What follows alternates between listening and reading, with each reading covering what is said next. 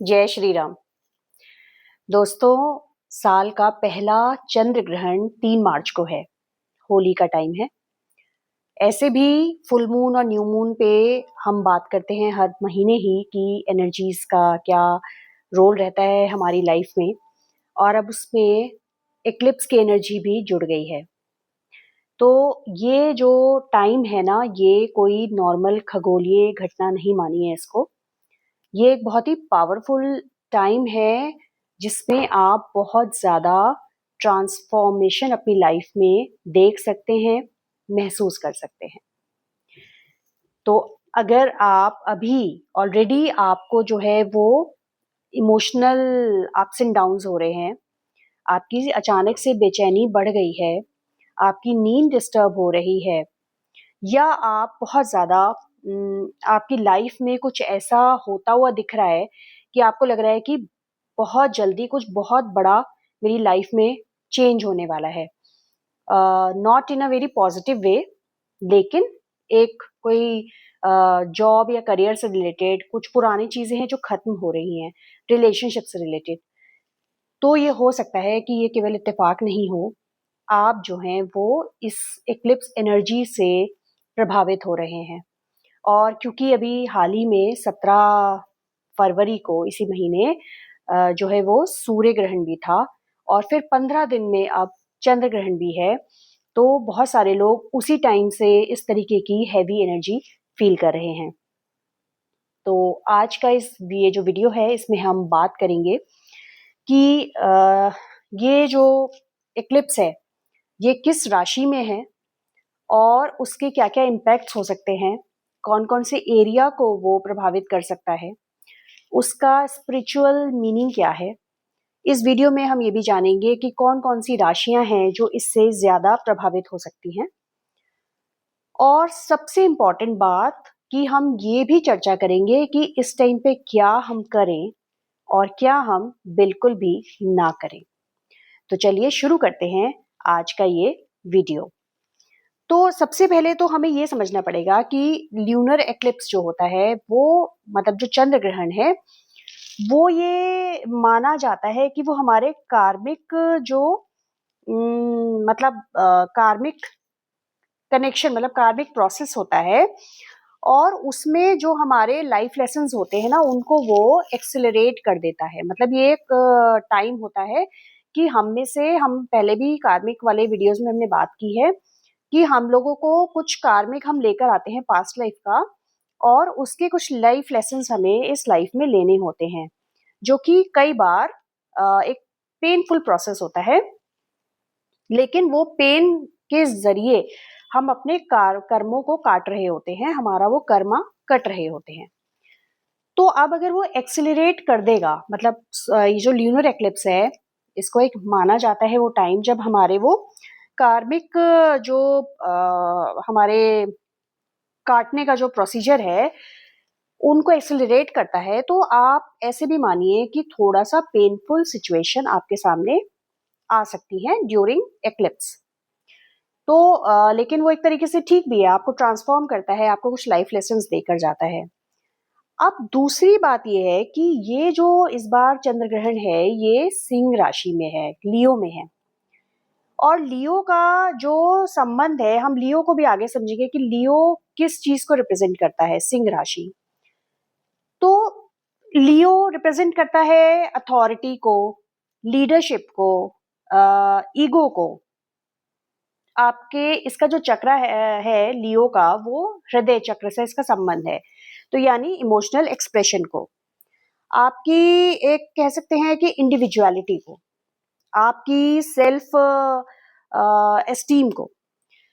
तो ये सारे एरियाज जो हैं, ये लियो से संबंधित हैं, और क्योंकि ये ग्रहण लियो में ही पड़ रहा है, तो ये वाले एरियाज जो हैं, यहाँ आपको कुछ ट्रिगर्स फील हो सकते हैं। तो इसको यहाँ इस तरीके से भी समझिए कि जो लियो एक्लिप्स है ना, वो बेसिकली आपको ना तोड़ने नहीं आता है, वो आपके ईगो को तोड़ने आता है। हम प्रॉब्लम में परेशान होते हैं तो हमें लगता है कि अब हम टूट रहे हैं, लेकिन एक्चुअली जब लियो में जब चंद्र ग्रहण आ रहा है, तो ये जो तोड़ेगा वो आपके ईगो को तोड़ेगा। ये जो है आपके, क्योंकि हार्ट चक्र से संबंधित है, तो ये आपके हार्ट चक्र की क्लेंजिंग करेगा, आपके हृदय चक्र को साफ करेगा, उसकी क्लेंजिंग, जो भी आपने नेगेटिव इमोशन वहां भर के रखे हैं उन सबका एक ऐसे प्रोसीजर से आपको गुजरना पड़ेगा जो वहां पे जाके आपकी क्लेंजिंग हो जाएगी। और ये आपका जो है आपको ये भी सिखाएगा, इसका जो मेन लाइफ लेसन है वो ये होगा कि आप ईगो और सेल्फ रिस्पेक्ट के बीच के डिफरेंस को समझें। क्योंकि बहुत सारे लोग अपनी सेल्फ रिस्पेक्ट के नाम पे अपने ईगो को लेके चलते हैं और वो समझ ही नहीं पाते कि वो अपने आत्मसम्मान के नाम पर कब जो है अहंकार में भर गए हैं, कब उनका अहम जो है उन पर हावी हो रहा है। तो ये बात हुई कि क्या ये 3 चीजें करेगा। क्या ये लियो का क्या मतलब है, लियो में होने का, लियो किस चीज से जुड़ा हुआ है। और क्योंकि ये हमारा कार्मिक क्लियरिंग का एक टाइम होता है, तो जाहिर सी बात है कि हमारे कर्मा कटेंगे तो दर्द होगा, तकलीफ होगी। जैसे किसी सर्जरी से जब हम गुजरते हैं तो पेन से गुजरते हैं लेकिन फिर हील हो जाते हैं। तो ये एक तरह की हमारे कर्मों की सर्जरी मान लीजिए आप। अब हम बात करते हैं कि किन एरियाज पे इसका असर आपको महसूस होगा और किस रूप में महसूस हो सकता है। तो मेजरली 4 एरियाज हैं। क्या करेगा ये? पहला ये करेगा आपकी जो ईगो क्लीनिंग करेगा। आपके सामने कैसे करेगा? आपके सामने कुछ ऐसी सिचुएशंस आ सकती हैं ये अभी इस हफ्ते से और ग्रहण के करीब 10-15 दिन तक, या मानिए कि अगले अमावस्या तक ऐसा आपके सामने सिचुएशंस आ सकती हैं जो आपके अहम को चोट पहुंचाएंगी, आपकी ईगो को हर्ट करेंगी।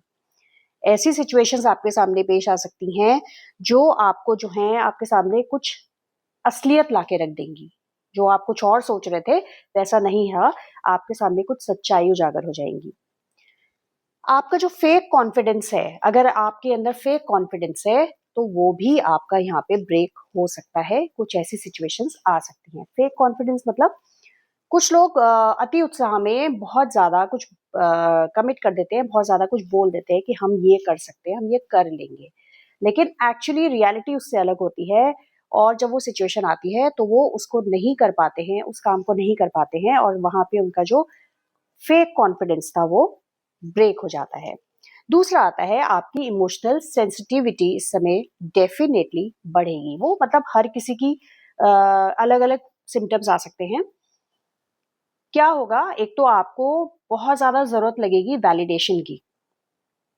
लोग आपको वैलिडेट करें, आपके इमोशंस को, आपकी भावनाओं को समझें, उनका समर्थन करें। दूसरा, आपको मतलब आप छोटी छोटी बातों पे ना हर्ट फील करेंगे, बात का बतंगड़ बनाएंगे, तिल का ताड़ बना देंगे। इतनी बड़ी बात ही नहीं होगी, लेकिन ऐसा हो सकता है कि आप छोटी बातों पे ओवर रिएक्ट करने लगे इस दौरान, या अभी कर भी रहे हों। तीसरा पॉइंट आता है कि आपका मे बी आप अटेंशन सीकिंग मोड में जा सकते हैं। मतलब आपको लगेगा मुझे तो कोई पूछ ही नहीं रहा है, मुझे कोई मेरे से बिना पूछे ये काम कर लिया, मुझे किसी ने कंसल्ट ही नहीं किया, मेरे से सलाह मशवरा ही नहीं किया, मेरी कोई वैल्यू ही नहीं है। मतलब आपको अटेंशन सीकिंग बिहेवियर आपका हो सकता है। और दूसरा होता है कि आपको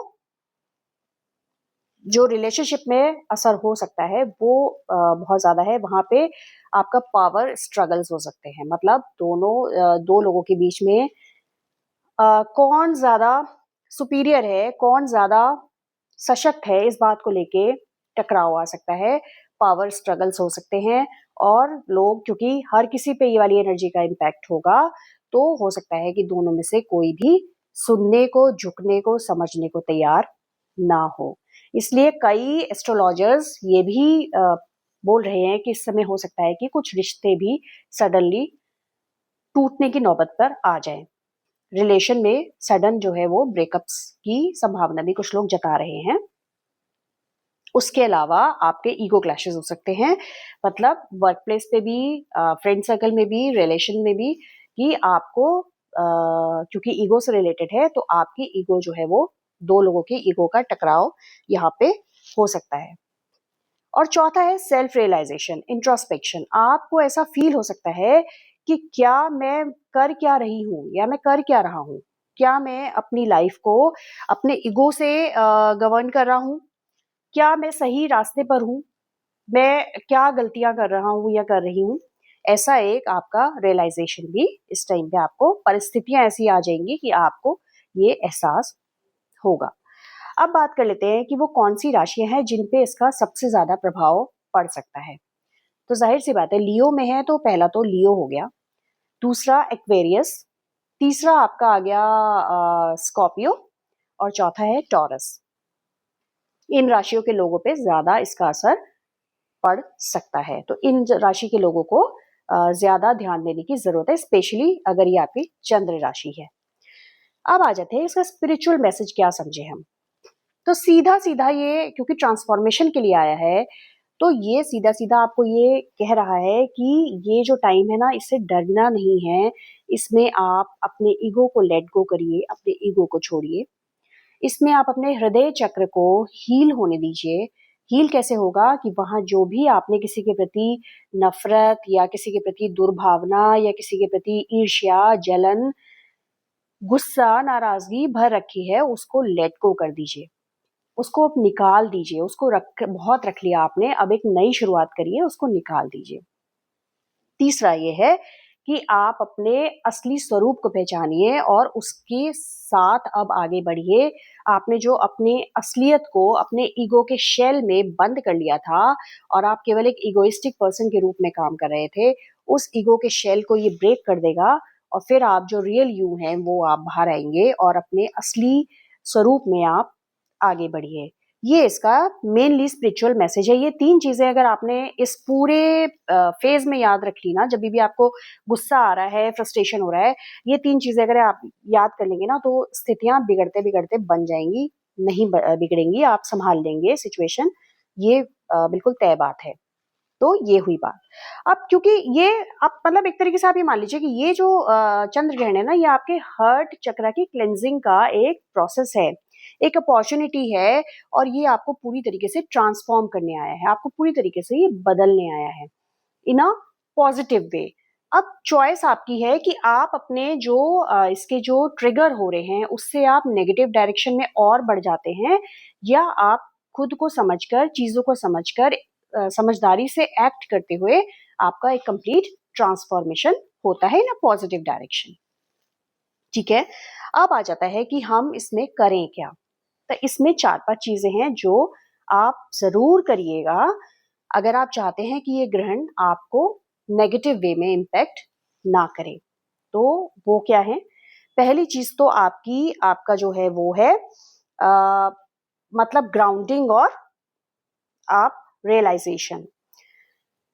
ग्राउंडिंग क्या है और क्लेंजिंग। ग्राउंडिंग यानी कि आप एक तो नेचर से जुड़िए, आप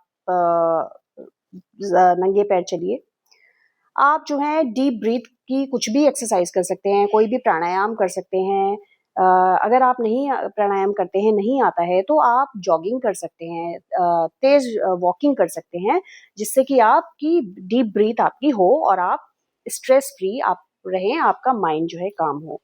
मेडिटेशन तो मतलब इसका तो सबसे पावरफुल टूल है। अगर मेडिटेशन आप करते हैं तो आप 60-70% चीज़ों को आप ऐसे ही डील कर लेंगे, बिना किसी और कोशिश के। तीसरा है चैंटिंग। चैंटिंग आप कुछ भी कर सकते हैं, कोई मंत्र चैंट कर सकते हैं, कोई नाम जाप चैंट कर सकते हैं और नहीं कुछ भी है तो ओम चैंट कर सकते हैं। जितना आप चैंटिंग करेंगे, क्योंकि चैंटिंग जो है वो आपके कार्मिक क्लियरेंस में भी हेल्प करती है, आपके मन को भी शांत करती है और आपको एक डिवाइन एनर्जी से वो पॉजिटिव बनाए रखती है। तो ये तो हुआ आपका जो ग्राउंडिंग प्रैक्टिस हो गई। और दूसरा आता है आपका कि आप जो है रिफ्लेक्ट एंड रियलाइज, ऑब्जर्व, कि आप ये ज़रूर सोचिए कि अपने आप से सवाल ज़रूर करिए कि आपको अपने अंदर कौन-सी ऐसी चीज़ है जिसे सुधारने की ज़रूरत है, जिसे बदलने की ज़रूरत है। क्योंकि हम सभी में परफेक्ट कोई नहीं होता, हम सभी में कुछ ना कुछ ऐसा हिस्सा होता है, कुछ ऐसी चीज़ें होती हैं जिनको हमें हमेशा बदलने की या छोड़ने की ज़रूरत होती है। तो अपने आप से ये सवाल कीजिए, बजाए इसके कि कोई और आपको कहे और आपकी ईगो हर्ट हो। खुद से सेल्फ रियलाइजेशन ये करने की जरूरत है, इंट्रोस्पेक्शन करने की जरूरत है कि आपको अपने अंदर क्या अब बदलने का टाइम आ चुका है। ये हो गया। तीसरा आपका आता है लेटिंग गो, जो कि मैं हमेशा ही कहती हूँ सबसे इम्पॉर्टेंट, सबसे पावरफुल चीज है, जिसे लोग सबसे ज्यादा इग्नोर करते हैं। लेटिंग गो किसे करनी है? अपनी ईगो को लेट गो करना है। आप सबसे मतलब जो आप ईगो पाल के बैठे हैं आत्मसम्मान के नाम पे, उसको जो है लेट गो करना है। ओल्ड जो आपके ग्रजेस हैं, किसी के प्रति मन में कोई दुर्भावना है, द्वेष है, उसको छोड़ दीजिए, उसको निकाल दीजिए। तीसरा आपका पास्ट पेन। अगर पास्ट लाइफ में पिछले साल या उससे पहले या कभी भी किसी ने आपके साथ गलत किया है, आपका अपमान किया है, आपको धोखा दिया है, आपके साथ बुरा किया है, उसको भी अब बहुत रख लिया, उसको भी अब छोड़कर नई साइकिल शुरू करने का टाइम है, आगे बढ़ने का टाइम है। उस पेन से भी आप तभी बाहर निकलेंगे जब आप उसको लेट गो करेंगे। लेकर बैठे उसको रहेंगे, कभी भी वो पेन आपको नहीं छोड़ पाएगा और आप उस पेन को नहीं छोड़ पाएंगे, भले ही दशक बीत जाए। तो उस पास्ट पेन को आपको रिलीज करने की जरूरत है। तीसरा है टॉक्सिक अटैचमेंट्स।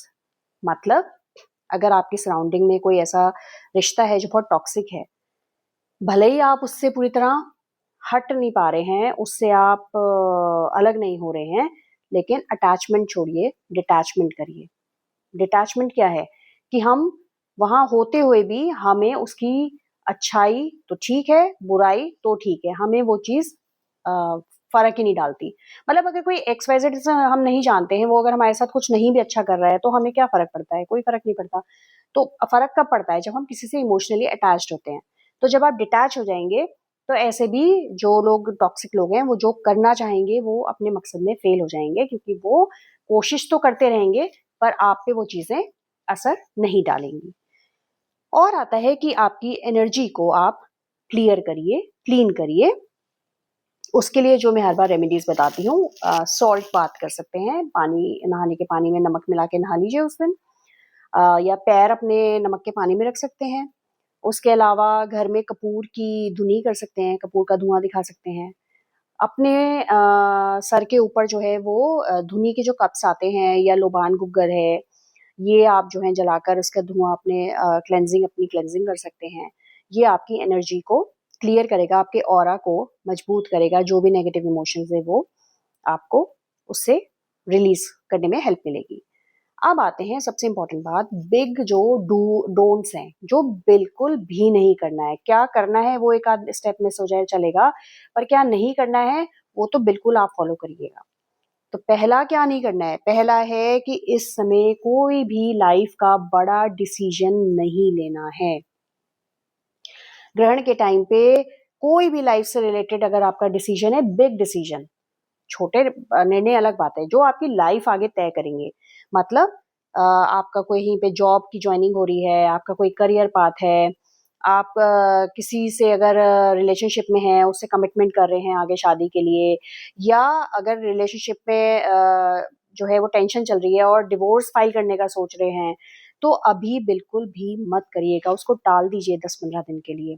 क्योंकि ऐसे भी अभी हमारी मेंटल क्लैरिटी नहीं होती है इस समय पे, हम बहुत अनस्टेबल स्टेट ऑफ माइंड में होंगे और चीजें नेगेटिवली इम्पैक्ट कर रही हैं। तो हो सकता है कि शायद इस समय आप कोई बड़ा डिसीजन लेने से अगर बचते हैं तो कोई गलत डिसीजन होने से आप बच जाएं। तो इसलिए कोई भी बड़ा डिसीजन लाइफ का मत लीजिए, अभी टाल दीजिए। दूसरी चीज आती है कि इस दिन आर्ग्यूमेंट्स और कॉन्फ्लिक्ट से बचिए। मतलब इस दौरान ग्रहण वाले दिन तो खास तौर से, उसके बाद करीब 10-15 दिन तक कोशिश कीजिए कि किसी से बहस ना हो, किसी से विवाद में ना पड़े, क्योंकि दो हर किसी के ऊपर ये वाली एनर्जीज हैं, और अगर आप कुछ बोलते हैं, सामने वाला कुछ बोलता है, वो भी उसी एनर्जी में है, आप भी उसी एनर्जी में है, वो टकराव इतना ज्यादा हो जाएगा कि शायद आपने सोचा भी नहीं होगा। तो उस बिल्कुल कोशिश करिए कि मौन रहें। मौन नॉट एग्जैक्टली कि मौन व्रत ले लें, लेकिन अगर कोई टकराव हो रहा है, लग भी रहा है ये आदमी मेरे साथ गलत कर रहा है, लेट इट बी, कोई बात नहीं। अपनी शांति, अपनी लाइफ को सेटल रखने के लिए कई बार चुप रहना भी जरूरी होता है। तो बिल्कुल आप इस समय चुप रहिए, शांत रहिए।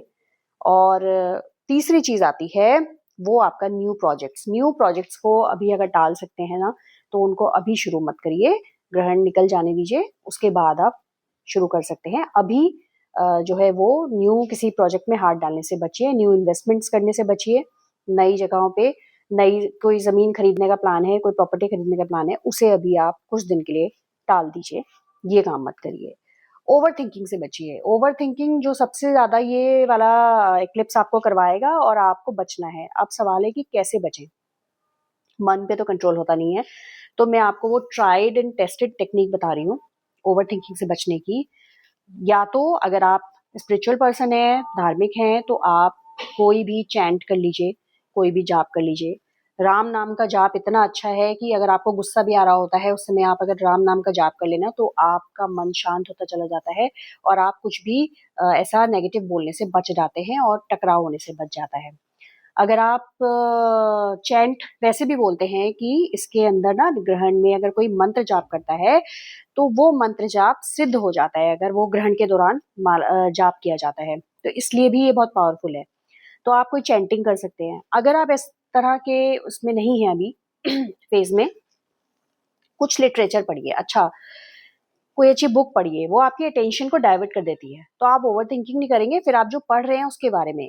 नहीं है, आप अपनी कोई हॉबी को फ़ॉलो कर लीजिए इस टाइम पे। छुट्टी का टाइम रहेगा, होली का टाइम है। किसी भी हॉबी को, जैसे बहुत दिन से हाथ नहीं लगाया है, उसको करिए। कुछ आप पेंटिंग है, डांसिंग है, आपकी पसंद के कुछ गाने हैं, उन्हें लगा के सुनिए। आप जो है कुकिंग में शौक रखते हैं, तो कुछ अच्छा बनाइए। मतलब इस इन सब चीज़ों से क्या होगा, आपकी ओवरथिंकिंग जो है ना वो कंट्रोल रहेगी। ओवरथिंकिंग का आपको टाइम नहीं मिलेगा। और फिर आपका आता है कि नेगेटिव सेल्फ टॉक से तो बिल्कुल बचना है। क्यों? क्योंकि एक तो फुल मून की एनर्जी है, दूसरी हो गई इसमें एक्लिप्स की एनर्जी, तो एनर्जी जो है एम्प्लीफाइड है। और ऐसे में हम जो सोचते हैं, जो बोलते हैं, वो हमारे सबकॉन्शियस में फीड हो जाता है। तो बहुत पॉसिबिलिटी है कि इस समय हम जो बोलेंगे ना, वो मैनिफेस्ट ना हो जाए। तो अच्छा सोचेंगे, अच्छा बोलेंगे, तो वो मैनिफेस्ट हो सकता है। लेकिन नहीं भी हुआ तो चलिए कोई बात नहीं। लेकिन अगर बुरा बोला, बुरा सोचा और वो मैनिफेस्ट हो गया, तो सोचिए कि प्रॉब्लम और बढ़ जाएगी। खाली ग्रहण के फेस की नहीं, आगे भी प्रॉब्लम आप फेस करेंगे। तो नेगेटिव सेल्फ टॉक जो है वो आपको नहीं करनी है। ये हमारी पूरी गाइड हो गई इस एक्लिप्स की और इसकी एनर्जी की। अब यहाँ एक चीज ये भी समझने की है कि जो कोई भी एक्लिप्स होता है ना, वो केवल डरने के लिए नहीं है, वो केवल नेगेटिव नहीं है, उसके ना पॉजिटिव इफेक्ट भी हैं। मतलब जैसा मैंने कहा कि वैदिक परंपरा में माना गया है कि जो एक्लिप्स है, ल्यूनर एक्लिप्स है, वो हमारी कार्मिक क्लियरेंस का एक मौका होता है। वो हमारा जो है वो आपका क्या बोलेंगे, मतलब सडन क्लैरिटी हमारे ब्रेन में आ जाती है। हम एक फ्रेश स्टार्ट करने का हमें मौका मिलता है। हमें जो है क्लियर पाथ मिलने लगता है, क्योंकि मेंटल क्लैरिटी आती है। हमारी स्पिरिचुअल ग्रोथ होती है। अगर आप जो मैंने जाप वाला बताया, ग्रहण के दौरान अगर आप जाप करते हैं, तो आप किसी मंत्र को सिद्ध कर सकते हैं इस दौरान। तो ये आपका जो है वो स्पिरिचुअल ग्रोथ में आपको जो हीलर्स है, जो स्पिरिचुअल लोग हैं, वो इस टाइम को अपनी स्पिरिचुअल ग्रोथ के लिए बहुत अच्छे से यूटिलाइज करते हैं और करना चाहिए। तो ये बात हुई। तो हम बेसिकली कह सकते हैं कि ये जो चंद्र ग्रहण है, ये आपका कॉस्मिक क्लीनिंग प्रोसेस है। ये इससे डरने की कोई जरूरत नहीं है। आपको बस ये कुछ चीजों का ध्यान रखेंगे, तो ये आपको पॉजिटिव डायरेक्शन में आगे लेके जाएगा, आपको पॉजिटिवली ट्रांसफॉर्म करेगा। तो इससे डरिए मत, इसके लिए तैयार रहिए और जो जो चीजें हैं उनको आप करिए। अब कुछ अफर्मेशंस की बात कर लेते हैं, जो आप अगर इस टाइम पे शाम को आप बैठ के अगर इसको बोलते हैं, अफर्मेशंस देते हैं, तो वो आपके लिए बहुत अच्छा होगा। पहला अफर्मेशन जो है वो है कि I trust the change happening in my life. I welcome the transformation coming into my life. I am safe, I am grounded, I am protected. ये 3 चीजें हैं। ये आप अगर बोलेंगे, आप चाहें तो पेपर पे लिख सकते हैं, इसको अपने बाद में पढ़ सकते हैं बार बार। ये आपको बहुत अच्छा एक वाइब्रेशंस आपको देगा। तो आई होप कि मैंने जो चीज़ें हो सकती हैं वो चीज़ें मैंने आपके साथ शेयर की मैक्सिमम। और अगर आपको ये वीडियो अच्छा लगा हो, ये मैं आपको इसकी जो एक्लिप्स एनर्जी है उसके बारे में चीज़ों को क्लियर करने में अगर मैं सफल रही हूँ, तो वीडियो को लाइक करिएगा, शेयर कीजिएगा। चैनल पे नए हैं तो सब्सक्राइब कर दीजिएगा। और मेरी mistake path by Pratiksha family का बहुत बहुत बहुत आभार। आप लोगों का सपोर्ट मुझे मिल रहा है लगातार। और कमेंट बॉक्स में लिखकर शेयर कीजिए कि आपको इस इक्लिप्स के दौरान कैसी फीलिंग हो रही है, क्या इमोशंस आ रहे हैं। Sending you all positive and protective energy. तो मिलते हैं अगले किसी वीडियो में जल्द ही। नमस्कार।